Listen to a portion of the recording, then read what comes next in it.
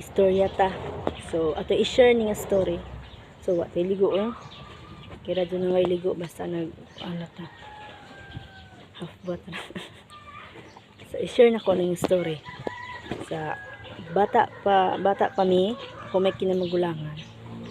So ano nga istorya.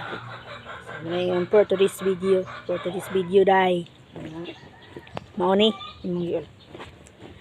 So ngano man nga mo na man si mama inigitan sa balay nga katuon yang kanding pasilungig pagaling unya imong manghod at imana pangahoy unya kinahanglan ning abot nako ang balay limpyo inana siya. So kinahanglan inig abot nimo sa balay limpyo kainig abot gani di ang hugaw gani ng balay bunal yaw yu walay katapuson muna siguro gitrin ra pud ta sa una nga inaana. So maayo ra sang pasakop sa una no. Okay, bunalan jud ka kay permi na i-remind ng mga limpyo buntag hapon.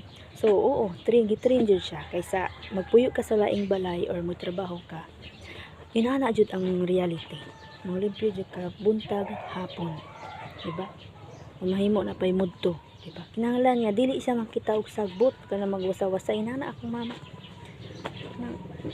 Proud ko niya nga gitrain mig minaana sama niya. Maay pagdisiplina ma.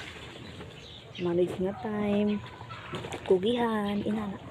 Pagkugi dili manghilabot og dili imo inana siya. Kinahanglan jud ining uli niya limpyo ang imong balay. Walay sagbot mauli siya. Dapat puno og kahoy. Dapat ang galon puno og tubig. Dapat na linuag na ginaling. Dapat kung unsa iyang gihatag nga tas imong buhat. Kay nigabot yan ing gasalaag ra ka bunal kasaba. Inana ko na.